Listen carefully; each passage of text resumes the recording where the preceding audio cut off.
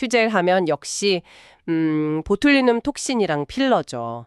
국내에서는 보툴렉스, 해외에선 레티보로 알려진 톡신, 그리고 더마 필러. 이 두 가지가 전체 매출의 거의 80에서 90%를 차지하니까요. 핵심 중에 핵심 사업인데요. 근데 정말 놀라운 건 2024년 1분기 매출 총이익률이 무려 78%. 와, 이거 정말 대단하지 않나요?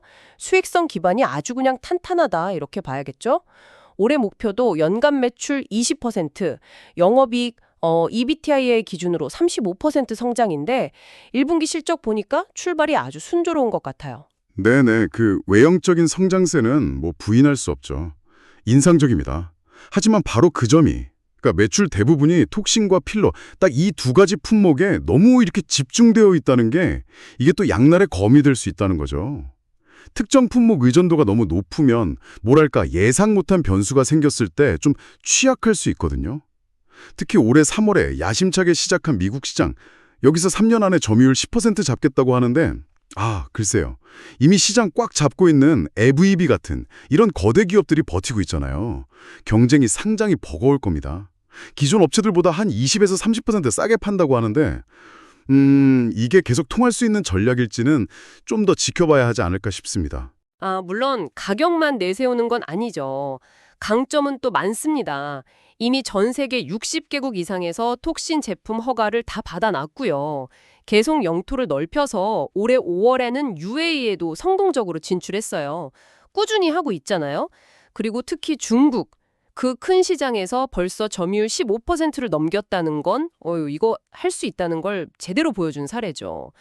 그리고 맨날 지적받던 거 있잖아요. 생산 능력 부족하다는 거.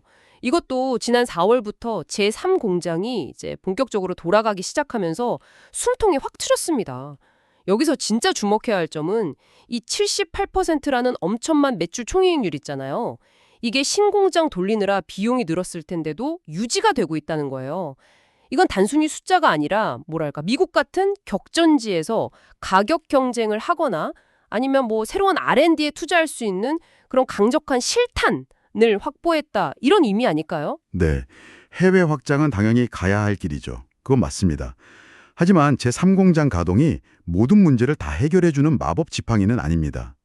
미국, 중국, 유럽 같은 이런 핵심 시장들의 제3공장에서 만든 물건을 팔려면 그 나라 규제 당국에서 별도로 생산시설 허가를 또 받아야 해요. 이게 시간이 걸리는 일이거든요. 그 과정이 끝나기 전까지는 결국 기존 제2공장만으로 늘어나는 해외 수요를 다 감당해야 한다는 건데 이게 생산 능력에 좀 부담이 될 수 있다는 점은 생각해야 합니다. 간과하면 안 되죠. 그리고 하반기에 다시 진출한다는 브라질 시장도 새로운 파트너사랑 얼마나 잘 협력할지, 이게 또 얼마나 안정적일지 아직은 좀 미지수 아닌가요? 이렇게 특정 파트너사에 의존하는 이런 사업 모델 자체의 불확실성도 좀 염두에 둬야 할 것 같습니다.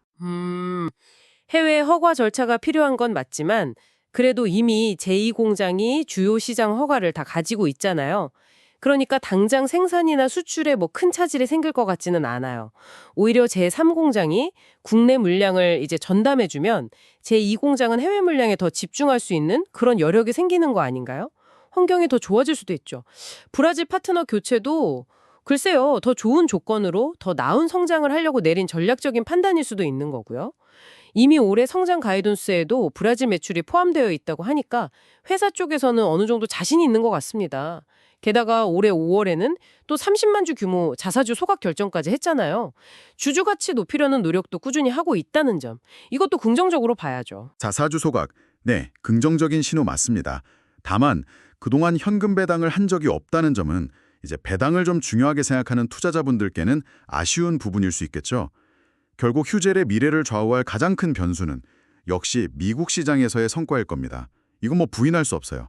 근데 이제 막 출시 3개월 지났는데 이걸 가지고 성공이다 아니다 말하기는 너무 이르죠. 아직은요. 파트너사인 베네부, 이 회사의 기존 유통망을 활용하는 초기 전략이 과는 미국 전역으로 얼마나 빠르고 또 얼마나 넓게 퍼져나갈 수 있을지 이건 좀 더 시간을 두고 검증해 봐야 합니다. 그리고 아까 말씀드린 그 공격적인 가격 정책, 이게 단기적으로는 점유율 올리는 데 도움이 될지 몰라도 장기적으로 봤을 때 수익성을 갉아먹는 요인이 되지는 않을지 이 점을 정말 면밀히 봐야 합니다. 네, 정리를 좀 해보자면 휴젤은 분명히 인상적인 성장세를 보여주고 있고 글로벌 확장에 대한 의지도 굉장히 강합니다. 하지만 핵심은 결국 경쟁 심화, 특히 거대 기업들이 딱 버티고 있는 미국 시장이라는 이 높은 벽을 어떻게 넘어서느냐, 여기에 달려 있다고 봅니다. 시청자 여러분께서도 한번 생각해 보시면 좋겠습니다. 지금 주력인 톡신과 필러, 그리고 약간 공격적인 가격 경쟁력, 이걸 무기로 한 확장 전략만으로 휴젤이 이 정말 치열한 글로벌 에스테틱 시장에서 계속 성장하고 또 리더 자리까지 오를 수 있을까요? 아니면 장기적인 성공을 위해서는 뭔가 또 다른 혁신적인 무기나 사업 다각화 같은 게 반드시 필요하게 될까요?